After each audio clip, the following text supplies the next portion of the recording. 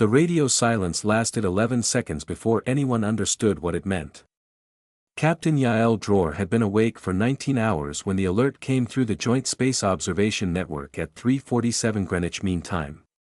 She was not dramatic about it. She poured cold coffee into a paper cup, walked to the main console, and read the data 3 times before she allowed herself to say anything. Confirm incoming vectors on track 7 through 22. The technician, a young Latvian man named Ozils who had joined Sonnet 8 months ago and had never seen anything more alarming than a misidentified asteroid, confirmed the tracks. His voice was perfectly steady. That was the thing about the people who worked in planetary observation, they had trained for this moment so many times that when it finally arrived, the training took over. The fear came later. Right now there was only procedure. The objects numbered between 40 and 50, initial resolution made counting difficult, and they were decelerating in a pattern no natural body ever would. Not tumbling. Not drifting. Correcting. The difference between a rock falling and a vehicle parking is unmistakable once you know what to look for, and Dror had spent 16 years learning exactly what to look for. She reached for the red telephone that connected directly to the UN Emergency Coordination Center in Geneva, not because she needed permission to make the call, but because the protocol existed and the protocol was the only thing standing between coordinated response and catastrophic misunderstanding. She had written 3 papers on that distinction. This is Captain Dror, Sonnet Station 4. I am initiating FIRSTLIGHT. I need confirmation from Geneva and I need it in the next 4 minutes. First light was not a war protocol. That was the most important thing most people never understood about it. First light was a communication protocol, a set of procedures developed over 30 years by linguists, military officers, astronomers, and cognitive scientists who had sat in rooms and argued about what the first moments of confirmed contact should look like. It assumed the incoming party was rational. It assumed they had observed Earth longer than Earth had observed them. It assumed that the first exchange of signals would set a precedent that could last centuries, and it treated that responsibility accordingly. The confirmation came from Geneva in 3 minutes and 40 seconds. That was faster than any drill had ever produced. By 4:15, the objects had achieved stable orbital insertion at roughly 380 km altitude, the same band where humanity's own stations and satellites clustered. By 4:30, they had stopped. Not slowed. Stopped. 41 vessels, each between 200 and 800 meters in length, hanging in low Earth orbit as though they had always been there and were merely waiting for someone to notice. At 4:47, they began broadcasting. The signal was not language. Not immediately. It was mathematics, prime sequences, then geometric ratios, then something that took the SETI analysis team in New Mexico 40 minutes to identify as a compressed representation of their own approach vector, played back to Earth like a receipt. We were here. We watched ourselves arrive. We know you saw us. Dr. Amara Osebansu, the lead xenolinguist on the First Light Response team, listened to the playback in the back of a military transport plane over the Atlantic and said, quietly, to no one in particular, they are telling us they understand observation. They are opening with epistemology. Her colleague, a Frenchman named Garnier who specialized in non-human cognition, asked what she thought it meant. It means, she said, that they are patient. Patient things do not announce themselves this way unless they intend to stay. The sun rose over London at 5:51. Most of the city was still asleep. A few early commuters, checking their phones at bus stops, began to see the first news alerts. The alerts were careful, measured, and preceded by 6 hours of the most concentrated diplomatic back-channeling in human history. The UN Secretary-General had been awake since 4:20. The heads of state of the 5 permanent Security Council members had been on a secured call since 4:55. No one panicked. That was, in retrospect, the first miracle of the day, not the arrival of 41 alien vessels, but the fact that 8 billion humans managed, in the aggregate, to remain calm enough for their institutions to function. By the time ordinary people were reading the news over breakfast, the first light response team had already sent 7 mathematical replies and received 4. The conversation was 3 hours old. At 6:12, the alien vessels transmitted something new. It was not mathematics. It carried the structural properties of language, syntax, recursion, what appeared to be tonal markers. Dr. Osebonsu sat up very straight, put down her coffee, and said, "They're trying to talk to us." She had been waiting her entire professional life for this sentence to be true. She had not expected to feel, underneath the professional excitement, a cold and specific dread, not of the aliens themselves, but of what would happen if the next few hours went wrong. History was full of first contacts between unequal civilizations. Most of them had ended badly for the smaller one. Earth, she reminded herself, was not small. Earth was just new. The question was whether the people in those 41 ships knew the difference between new and weak, and whether humanity was about to spend the rest of the day proving it to them. By 9 in the morning, the alien signal had been replayed 437 times. The FIRSTLIGHT linguistic team worked in shifts of 4, rotating every 90 minutes to prevent fatigue errors. They were housed in a converted conference center outside Geneva that smelled of old carpet and recycled air, and they worked at folding tables covered in printouts, hard drives, and cold food no one had eaten. Every 45 minutes someone updated the shared display at the front of the room with new parsing attempts. Most of them were wrong. That was expected. The process of being wrong in useful directions was the only way forward. Dr. Osebonsu was not sleeping. She had stopped pretending she would sleep sometime around 7. She sat at a corner table with her headphones around her neck and her annotation software open on 3 screens, and she worked the way she always worked when the problem was very hard, by not looking at the problem directly, but at everything around it.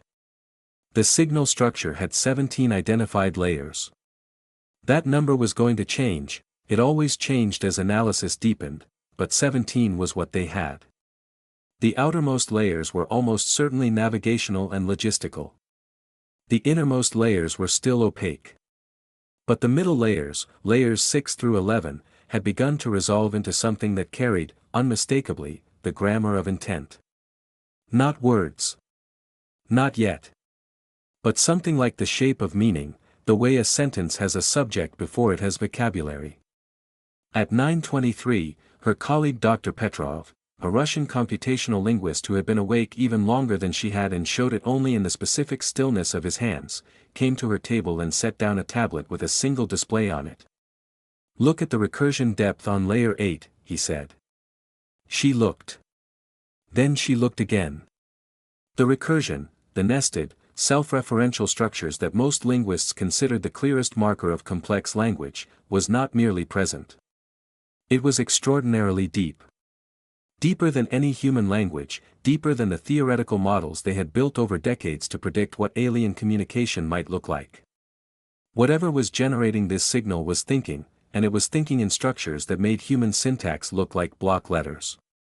"They're not simplifying for us," she said. "No. They sent us the mathematics first to establish shared reference.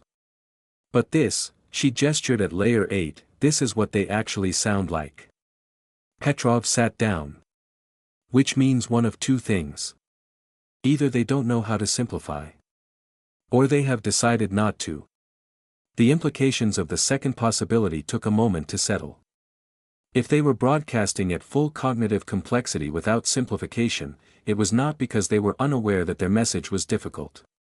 It was a deliberate choice. And deliberate choices by a civilization capable of crossing interstellar space deserved very careful interpretation. Osebonsu pulled up the mathematical exchange from the first 3 hours. She had reviewed it a dozen times, but now she looked at it differently, not as a greeting or an establishment of shared language, but as a test. A calibration. "We sent you solvable problems to see how you solve them. Now we are sending you the real thing to see what you do with it. They're evaluating our methodology," she said. "Not just our intelligence. How we approach the problem." She drafted a message to the coordination team that read, "Recommend we transmit our parsing attempts in real time rather than waiting for solutions. Showing our work may matter more than showing results. If they are testing cognitive process, the most useful signal we can send is process itself. The coordination team approved it in 11 minutes, which was fast, and the revised transmission protocol went live at 10:07. At 10:34, one of the alien vessels shifted its broadcast angle by 3 degrees, a precise, deliberate correction that aimed its signal at a specific ground station in New Mexico rather than broadcasting globally. It had, apparently, identified that station as the origin point of the most analytically sophisticated responses. It had identified the team doing the best work and started talking to them directly. The room in New Mexico went very quiet. Then Dr. Sarah Chen, a 29-year-old computational linguist who had been hired 6 months ago and was on her second day at this particular assignment, said from the back of the room, "They just differentiated us." Her supervisor looked at her. "Say more." "They could tell which signals came from which ground stations. They analyzed our outputs and decided this station's responses were the most useful to continue engaging with. They sorted us." She paused. "Which means they understand that we are not a single unified responder. They know we're fragmented. They've known from the start." The supervisor was quiet for a moment. "Does that help us or hurt us?" "I think," Chen said carefully, "it means we should stop pretending we have more coordination than we do. If they already know we're working in parallel teams, pretending otherwise is just noise." At 11:15, the New Mexico team transmitted, for the first time, a signal that included embedded metadata indicating its origin station, the team size, and the current status of parsing progress elsewhere, a deliberate, transparent admission that Earth was not speaking with one voice. The response came 12 minutes later. It was brief by the standards of what they had received. It took 2 hours to parse even partially. But when the parsing resolved, what it appeared to say was something like, "Good. Now we can be accurate with each other." Dr. Chen read the parsed output 4 times, and then she sat down very slowly on the floor, because her legs had stopped working, and she laughed, a real laugh, the laugh of someone who had just understood something enormous, and then she cried, and no one in the room said anything, because several of them were doing the same thing. Outside, the sun was climbing toward noon. The 41 ships had not moved. The demand, when it finally came, arrived wrapped in so much context that the First Light coordination team almost missed it. It was not delivered as a command. It was not delivered as a threat. It came embedded in what had, by the afternoon, become a genuine if rudimentary exchange, layered transmissions that carried fragments of meaning, partial vocabulary, geometric mappings of conceptual space. By 1300 hours, the combined team had established approximately 400 common reference points. Not words. Reference points. Shared pointers to shared concepts. The difference was important. A word carries cultural freight, but a reference point is just an agreed location in conceptual space. You can build from reference points without importing assumptions. At 1347, the alien transmission introduced a new element, a structural marker the analysis team had not seen before, embedded at the opening of what appeared to be a statement rather than a question. After 40 minutes of debate, the consensus was that the marker indicated something like formal declaration of position. What followed took 3 hours to parse with any confidence. The coordination team worked through it in layers, each pass refining the interpretation. By 1700 hours, they had a version they were willing to stand behind, and Dr. Osei Bonsu was on a secured video call with 6 heads of state and the UN Secretary-General, reading it aloud for the 3rd time. The beings in orbit, they had offered a name for themselves that translated most accurately as something like the continuing, had been observing Earth for approximately 240 years. Not continuously. Periodically. Long enough to develop a detailed model of human civilization's trajectory. They had arrived, they said, because that trajectory had reached a threshold. Humanity, in their assessment, had developed sufficient technological capability to make decisions that would have permanent effects on the surrounding stellar neighborhood. Not immediately. Not next year. But within a timeframe they considered near enough to warrant attention.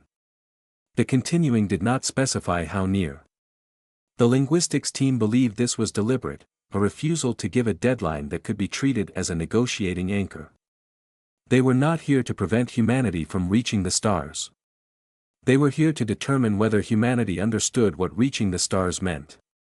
The distinction was theirs, not a human framing. They appeared to believe the distinction was important. The coordination team spent 40 minutes parsing what that determination process would involve before the Secretary General asked the question directly, "What do you want from us?" The answer took time. The best translation the team could produce, after 2 hours of refinement, was something like, "We want to know if you understand that you are not alone and that being not alone has obligations." That was the most alarming possible answer. Not because it was a threat. Because it was a test, and tests have failure conditions. The Secretary General asked what the obligations were. The response was long. Dense. The team worked it through the night. What emerged was not a list of demands. It was closer to a framework, a description of how civilizations that had achieved interstellar presence operated, the unwritten conventions that had developed over the continuing's long history of encountering new spacefaring species. Some of those conventions were about physical space. Some were about resources. Some were about information, specifically, about the ways in which a new spacefaring civilization inevitably affected the knowledge and cultural ecosystems of species they encountered, whether they intended to or not. The continuing had seen this go wrong many times. They were detailed about that. They offered what amounted to a case history, the account of a civilization that had expanded rapidly without accounting for its own cultural displacement effects, and the long, slow, still ongoing process of repairing the damage. The account was specific. It had names, dates, consequences that persisted across centuries. Dr. Osebonsu read it twice and said to Petrov, "This is not a warning. This is a curriculum." He considered that.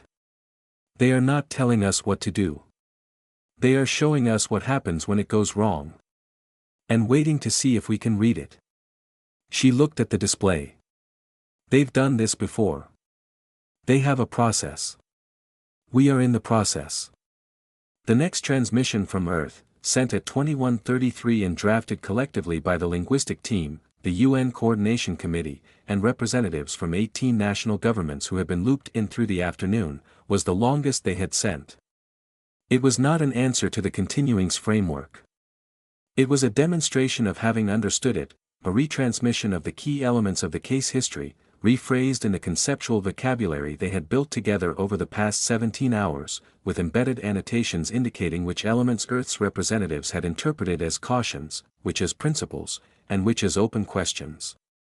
It was, in essence, a student handing back lecture notes to show they had listened. The continuing's response came 40 minutes later and was brief. The translation took 20 minutes. The best rendering the team could produce was, "This is the first time, in 11 such encounters, that a species has responded this way on the first day." Dr. Chen, who had been awake for 31 hours, read the translation and said nothing for a long time. Then she said, "How many of the other 11 passed?" No one could answer that yet. But they had all noticed, independently, that the continuing had not said 11 encounters with new spacefaring species. They had said 11 such encounters. The qualifier was doing work. What kind of encounter this was, and what it was similar to, was still unclear. Outside, the sun had set over Geneva.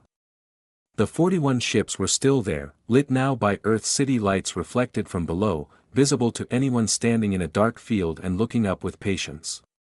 Inside the converted conference center, nobody had gone home. The night of the first day was not what anyone had expected.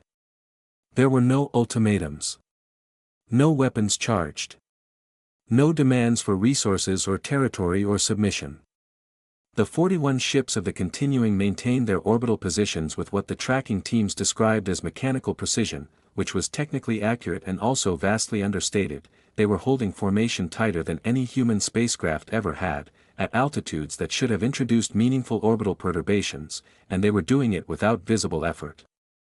Whatever their propulsion and stabilization systems were, they made human station keeping look like trying to balance a coin on a windy day. But they were not doing anything threatening. That was the word that kept appearing in the security briefings circulating among the 14 governments that had been fully read in by midnight: not threatening. It was an odd way to describe an alien fleet in orbit above your planet, and several security advisors had pushed back on the phrasing, but the analysts held to it. Threatening behavior has identifiable characteristics: weapons orientation, jamming of communications, interference with civilian infrastructure. The continuing were doing none of that. They were, if anything, scrupulously careful about the opposite. At 22:17, the First Light team recorded the first instance of the continuing voluntarily limiting their own transmission power. They had been broadcasting on frequencies adjacent to several occupied satellite bands. Without being asked, before anyone had even identified it as a potential issue, they shifted their primary carrier to a clean band and sent a brief notation that the team translated as something like, "We have moved so as not to interfere with your existing systems." The head of the monitoring station who recorded this sat with it for several minutes before flagging it for the coordination team. When he did, he included a note: "They know our satellite architecture. They adjusted preemptively. This is not an accident." Dr. Osebonsu saw the flag at 22:45 and added it to the growing file she had started labeling behavioral indicators, a running record of things the continuing did that were not part of the formal exchange but were, she was increasingly convinced, part of a deliberate presentation. You do not spend 240 years observing a civilization without understanding how it reads behavior. The continuing knew that everything they did was being watched and interpreted. They were, she believed, performing as much as communicating, not deceptively, but strategically. Every action was a data point they were choosing to offer. The question was what pattern the data points were building. By 2 o'clock on the second morning, the coordination team had 3 competing interpretive frameworks on the table. The first held that the continuing were evaluating Earth for some form of conditional admission, a threshold test that humanity either passed or failed. The second held that the entire exchange was itself the point, that a civilization old enough to have conducted 11 such encounters had learned that the quality of first contact was predictive of long-term relationship, and they were investing heavily in establishing the right foundation.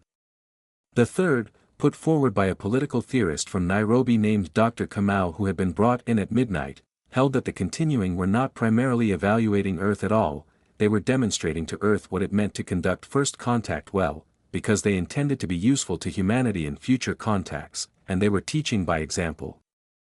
Kamau's framework was the least intuitive and the most unsettling, because it implied a much longer game than anyone had been thinking about. It implied that the continuing were not here to assess humanity's readiness to join a galactic community. They were here to accelerate it. At 3:15, the continuing transmitted a new sequence that kept 3 separate analysis teams occupied until dawn. When it finally resolved, it turned out to be something that had no direct equivalent in the vocabulary they had built. The best analogies the team could generate ranged from a personnel file to a letter of introduction to something like a curriculum vitae. It was a structured account of what the continuing were, not their history, exactly, but their institutional identity. How they were organized. What they considered their primary obligations. What they were not. What they were not was a government. They were not a species in the sense of a unified political entity. They were something more like a practice, a distributed organization of civilizations that had adopted shared conventions and committed to specific roles. The continuing's role, as best the team could translate it, was contact. They found new civilizations at the threshold and conducted the encounter. They did not make decisions about what happened afterward. They were not a gateway, exactly. They were closer to an orientation team. Which raised the obvious question, transmitted by the coordination committee at 4:30, orientation toward what? The answer came back slowly, parceled across 3 transmissions over 90 minutes. When it was finally assembled, it described something the team spent an hour arguing about how to name. The continuing called it something that translated loosely as the ongoing arrangement, and what they described was not a government, not an alliance, not an empire. It was something closer to an ecosystem, a distributed set of civilizations maintaining conventions of behavior toward each other, not because anyone enforced them, but because the alternative had been tried repeatedly and it was worse. The continuing were not ambassadors from that arrangement. They were the people who showed up first to explain that it existed and to give new civilizations enough context to make an informed choice about whether to engage with it. At 5:47, as dawn broke across the Atlantic for the second time, Dr. Osei Bonsu wrote in her personal notes, "They are not here to judge us. They are here because judgment is not the right frame. They are here because they were us, once, standing at the edge of the neighborhood, not knowing the rules, not even knowing there were rules, and someone showed up to help them understand what they were walking into." She paused for a moment, then added, "The question is not whether we are ready. The question is whether we are willing to take the orientation seriously. Those are not the same question. We could be very ready and very unwilling. We could be very willing and very unready. What they seem to want is a species that understands the difference." Outside the window, the sky was pale gray going to gold. Somewhere above it, 41 ships waited without impatience. The second day of formal exchanges began with a question from the continuing that the analysis team classified, after considerable debate, as the hardest thing they had been asked so far. It arrived at 8:12 in a transmission that was shorter than most. The structural markers indicated it was a direct inquiry, not a framework statement, not a case history, not an orientation document. A question, clearly addressed to Earth's collective representatives. The best translation the team produced, after 90 minutes of careful work: "What do you consider the most important thing you have learned from your own mistakes?" The room in Geneva went very quiet.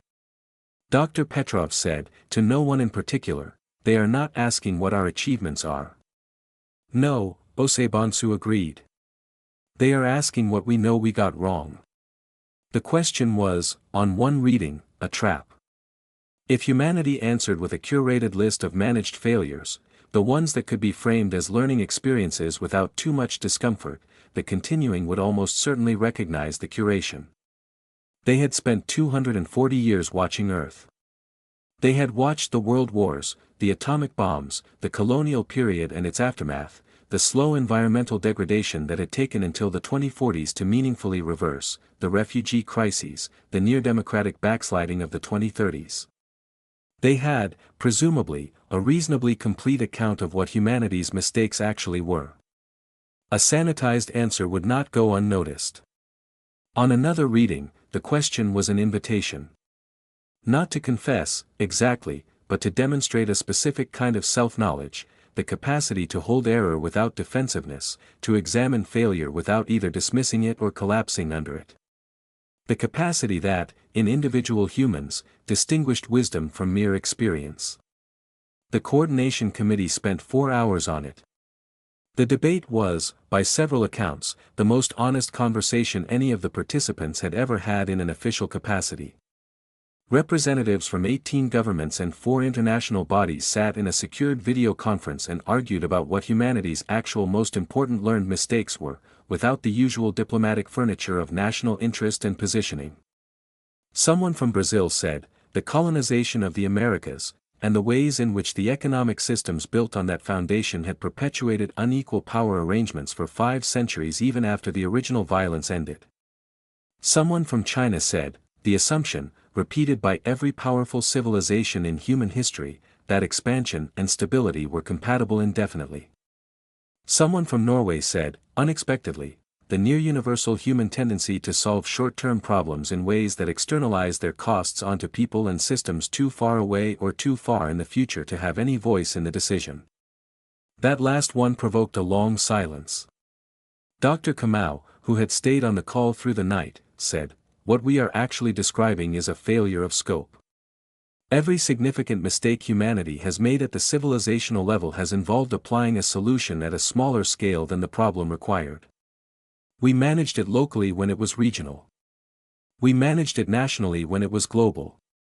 We are only just now managing it globally, and we are being asked to consider the interstellar scale before we've finished learning the global one." The coordinator from the UN's office said, "Should we say that?" Kamau looked at the screen for a moment. I think that is exactly what we should say. Because it is true, and they already know it is true, and if we pretend otherwise we are wasting both their time and ours. The transmission that Earth sent at 1355 was the most carefully worded document produced in human history, and it had been written in 4 hours by committee, which was either a testament to the quality of the people in the room or to the clarifying effect of genuine existential stakes. It said, in essence, the most important thing we have learned from our mistakes is that we consistently underestimate the scale at which problems must be solved, and consistently overestimate the permanence of the power arrangements we build to solve them. We have learned this slowly, and the learning has been expensive. We have not finished learning it. We are aware that we have not finished learning it. It was not a flattering portrait. It was accurate. The continuing's response took longer than usual, 3 hours, which was the longest gap in the exchange so far. The analysis team spent those 3 hours in a state of controlled anxiety, reviewing and re-reviewing the transmission, looking for errors in phrasing that might have caused offense or confusion. When the response came, it was longer than the question had been. It took the rest of the afternoon to parse fully. What it said, as best the team could determine, was something like, "This answer is consistent with 11 encounters worth of observation." Most species, when asked this question, offer either achievements disguised as lessons or lessons so abstract they are no longer connected to specific failures. You have done neither. This is not the answer of a civilization that has solved its problems. It is the answer of a civilization that has developed an accurate relationship with its own history. Those are very different things, and the second is considerably rarer. Then it said something the team argued about for the rest of the day. The most careful translation they could produce read, "A civilization that knows the shape of its own errors can be trusted to recognize when it is making them again." This is not a small thing. Most cannot. Dr. Chen, reading the final translation at 1830, said, "They are telling us we passed something." "Maybe," Oseibansu said. "Or they are telling us that passing a particular threshold is not the same as being finished." Is there a difference, practically speaking? Oseibansu thought about the continuing's case history, the civilization that had expanded too fast, causing damage that was still being repaired centuries later. She thought about the question they had been asked, and the answer Earth had given, and what it meant that the answer had been received this way. "I think," she said, "that for the continuing, being finished is not a state that civilizations achieve. It is a direction they move in. And they are apparently willing to work with civilizations that are moving in the right direction, even if they have not arrived anywhere in particular." She looked at the display where the 41 ships showed as small blue icons on the orbital tracking map. Which means today may have mattered more than the entire history that preceded it. Outside, the sky over Geneva was deepening into dusk.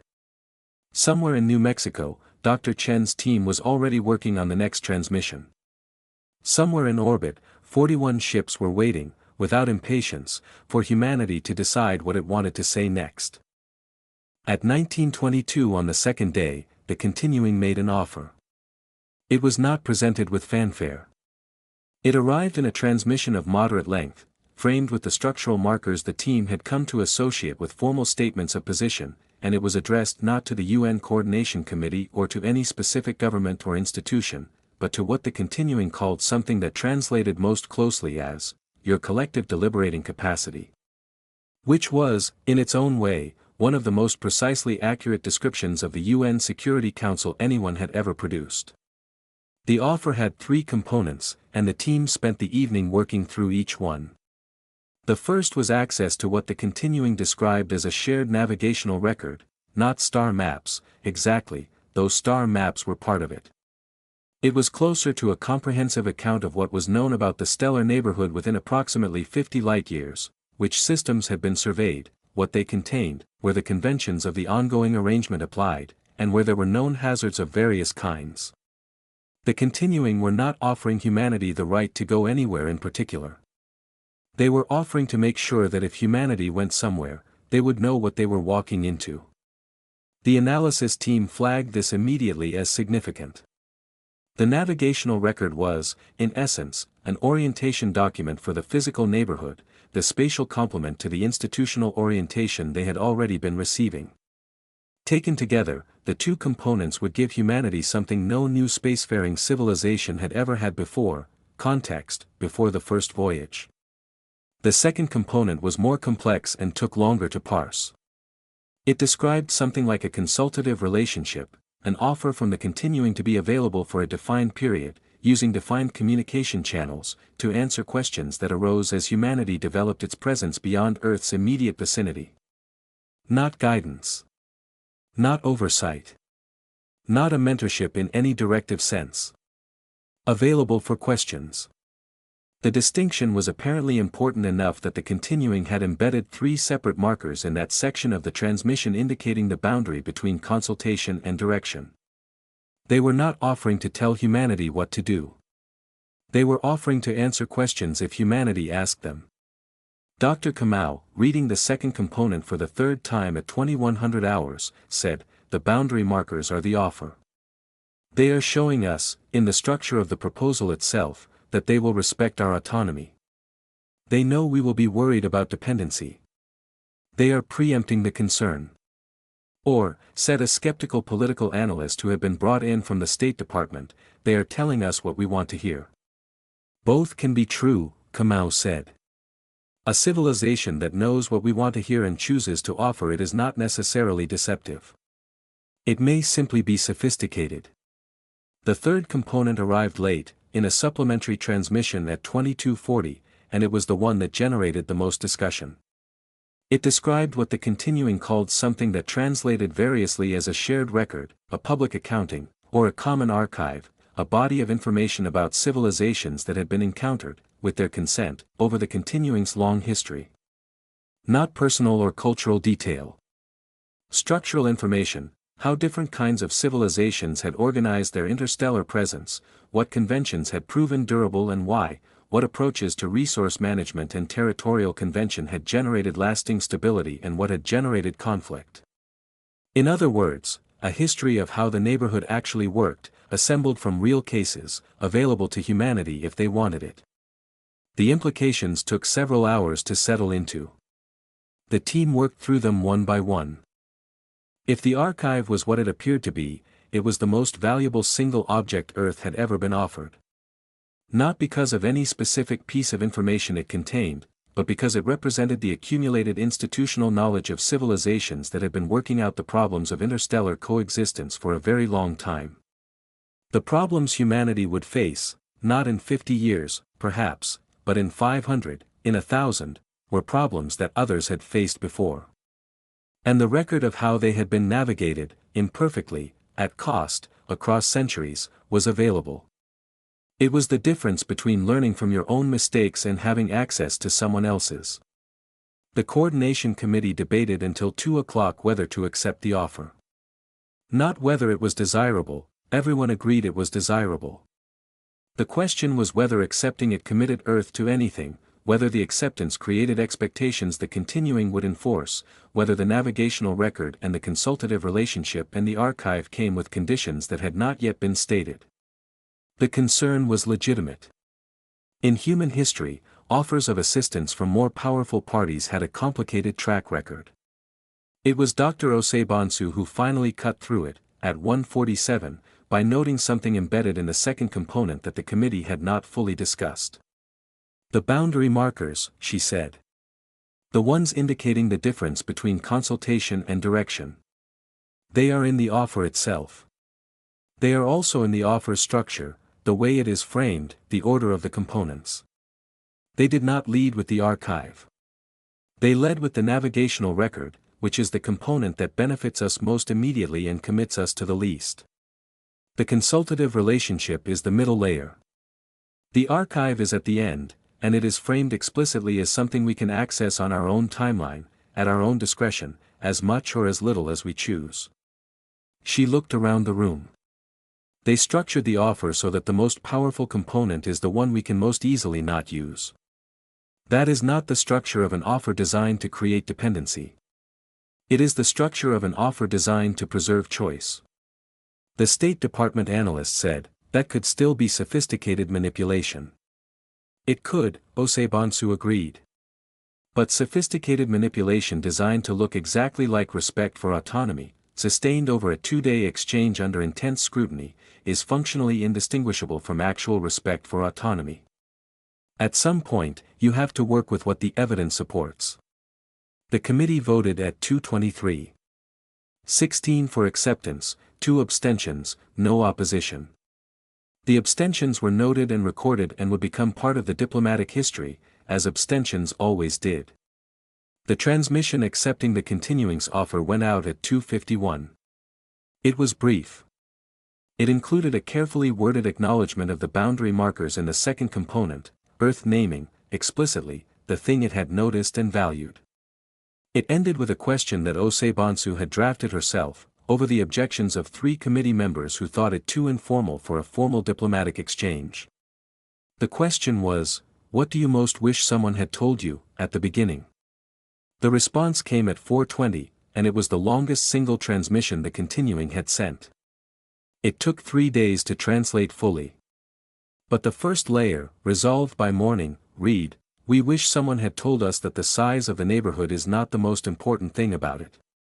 The most important thing is that everyone in it is trying to solve the same problem, how to persist without destroying, and most of them are willing to help, if you ask clearly and listen carefully to the answer.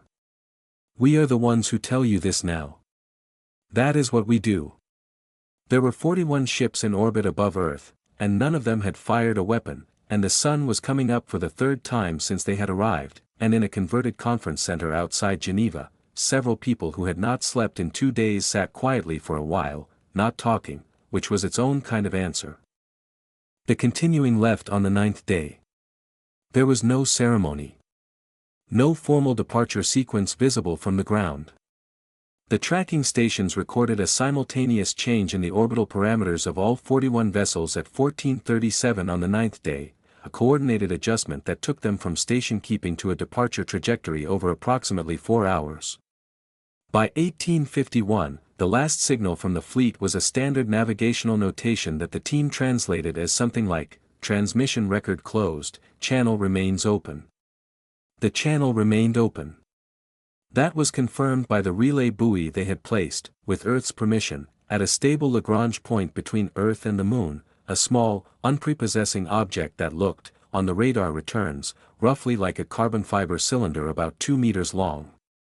It broadcast on a frequency the First Light team had been allocated in the navigational handover. It would, the continuing had indicated, remain functional for a minimum of 200 years. The departure was watched by approximately 4 billion people in real time. The other 4 billion learned of it within the hour. The reactions were, in their aggregate, less dramatic than anyone in the media industry had predicted and more complicated than anyone in the diplomatic community had hoped. There was relief, a specific, physical kind of relief, the kind that comes when a very large uncertain thing resolves into a definite outcome, even when the outcome itself is not entirely clear. There was grief, unexpectedly, in several communities, a feeling of loss at the departure of something that had, in 9 days, become part of the perceptual landscape. There was anger, predictably, in a specific subset of populations who had expected either invasion or salvation and had received instead something harder to process, a conversation. And there was, among a much larger and less vocal group, a slow, effortful attempt to understand what had actually happened. What had happened was this. Humanity had made first contact with an alien civilization under conditions of enormous uncertainty and managed, through a combination of institutional preparation, individual competence, and a quality of collective honesty that surprised even the people who had been present for it, to conduct the encounter without catastrophe. That was not nothing.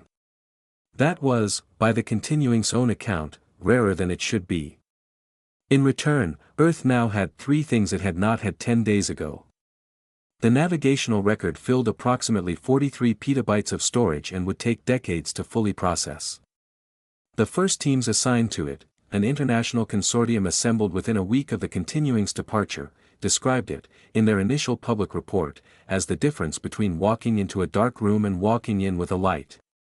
You still had to do the walking. But you could see where you were putting your feet. The consultative channel had been used 4 times in the first month, always for precisely bounded technical questions about the navigational record itself.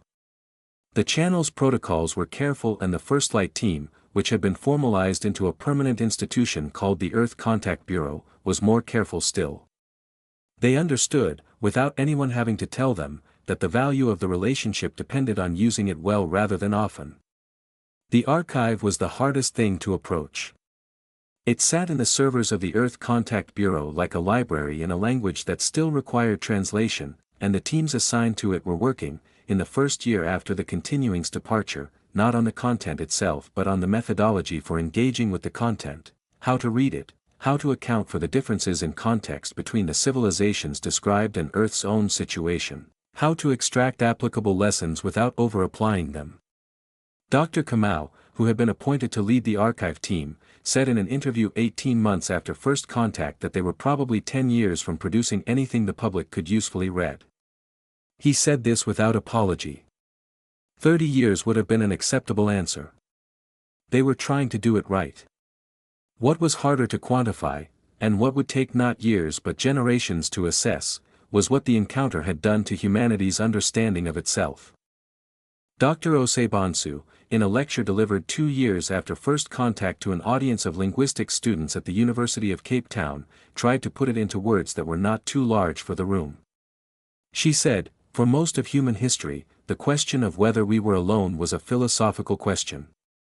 It had weight and resonance but no operational consequences. What the continuing changed, in 9 days, was that the question became operational. Not because they answered it, they did, but that was almost incidental. What they changed was the frame. We spent those 9 days being observed," she said. "Not judged. Observed. The way you observe something you are genuinely trying to understand. And the experience of being observed with that quality of attention, careful, patient, without predetermined conclusion, did something to how we observed ourselves. Not immediately. Not uniformly. But something shifted in how the most thoughtful people in the room understood what Earth was. Not the only thing. Not the center. One thing, among many, in a neighborhood that was very large and very old and mostly occupied by civilizations trying, as we are, to solve the same problems we are trying to solve. That is," she said, "both humbling and useful. Humbling because it removes certain illusions. Useful because it means we are not, actually, working without precedent. We are working with the benefit of everyone who came before us and was willing to share what they had learned." The 41 ships were gone. The channel remained open. The archive sat in its servers, patient and enormous, waiting for the questions that would take decades to form properly. And somewhere in the stellar neighborhood, the continuing were arriving at another threshold, above another world, beginning another 9-day conversation with a civilization that did not yet know they were not alone. The work continued. That was what the work did. On Earth, in the deepening autumn of the year that everything changed, ordinary people went to work and raised children and argued about politics and made dinner and looked up sometimes at a night sky that looked exactly as it always had and meant something entirely different than it had 10 days ago. The stars were the same. The neighborhood they implied was not. That was enough. That was, in fact, everything. It was enough to begin.